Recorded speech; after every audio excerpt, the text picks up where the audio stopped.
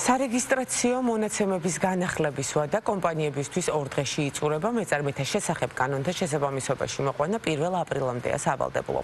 ბიზნეს სუბიექტებმა დადგენილ ვადაში უნდა განაახლონ მონაცემები, მათ შორის კანონთან შესაბამისობაში უნდა მოიყვანონ წესდება, ასევე დააზუსტონ ფლობელების და მმართველობის სტრუქტურა. დადგენილ ვადაში მონაცემების განუახლებლობის შემთხვევაში კომპანიებს შეეზღუდებათ ფინანსურ რესურსებსა და ქონებაზე წვდომა.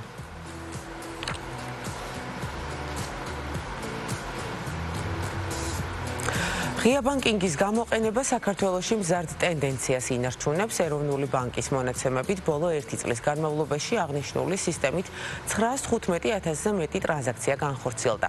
იზრდება მომხმარებელთა აქტივობაც. ღია ბანკინგის სერვისებით ამჟამად 5,000-ზე მეტი ადამიანი სარგებლობს. მომხმარებლები ძირითადად ათვალიერებენ ანგარიშს, იყენებენ გადახდების ინიცირებასა და ციფრული რეგისტრაციის შესაძლებლობებს. ამასთან ჯამურად შესრულებული ოპერაციების მოცულობა 9,300,000 ლარს გადააჭარბა, რაც როგორც ეროვნულ ბანკში აცხადებენ სისტემის მზარდ გამოყენებაზე მიუთითებს.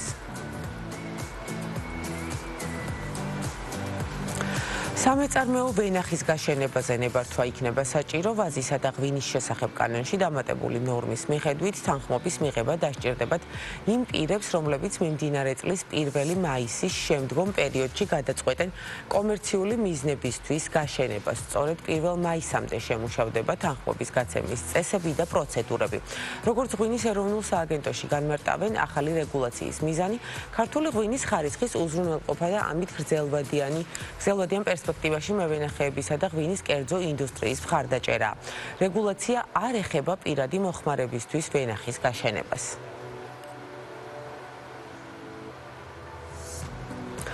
საერთაშორისო ბაზრებზე ქართულ ღვინოზე მოთხოვნა გაიზარდა. საქსტატის მონაცემებით იანვარ-თებერვალში საექსპორტო ბაზრებზე თითქმის 32 მილიონი დოლარის ღვინო გაიყიდა, რაც წლიურად 9%-ით გაზრდილი მაჩვენებელია.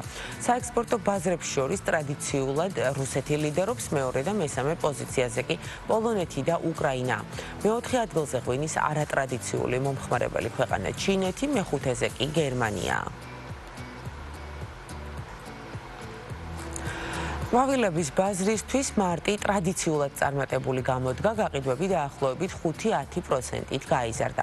შეიცვალა მოთხოვნაც, თუ მანამდე რჩეულებს შორის ვარდი ლიდერობდა, ახლა უკვე არჩევანს მომხმარებელი ეგზოტიკურ და სხვადასხვა ჯიშის ყვავილებზე აკეთებს.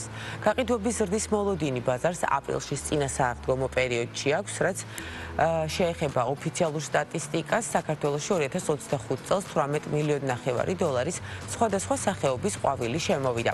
იმპორტიულ ქვეყნებს შორის ეკვადორი, სომხეთი, კენია, ნიდერლანდები და თურქეთი ლიდერობდა.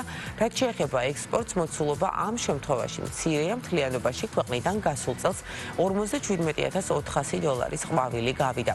ექსპორტი ძირითადად უკრაინაში განხორციელდა. თანამშრომლობა ინკლუზიური და სოციალური პროექტების განსახორციელებლად KM Group-მა და Modus Garden-მა გააფორმეს მემორანდუმი, რომლის ფარგლებშიც კომპანიები ინოვაციური პროექტების განვითარების, ბიზნეს პროცესების გაუმჯობესებისა და თანამედროვე სტანდარტების დანერგვის მიმართულებით ითანამშრომლებენ. პარტნიორობის მიზანია კომპანიების რესურსისა და გამოცდილების გაერთიანება, რაც ხელს შეუწყობს ბაზარზე ახალი შესაძლებლობების შექმნას. მემორანდუმის ფარგლებში უკვე განხორციელდა პირველი სოციალური აქტივობაც. Modus Garden-მა შეზღუდული შესაძლებლობის მქონე ბავშვებს უმასპინძლა, სადაც სიმბოლური და გარემოს დაცვითი აქტივობის სახით კომპანიების წარმომადგენლებმა და შეშმო ბავშვებმა მცენარეები დარგეს, რაც ორგანიზატორების განმარტებით ხელს შეუწყობს საზოგადოების ეკოლოგიური და სოციალური ცნობიერების ამაღლებას.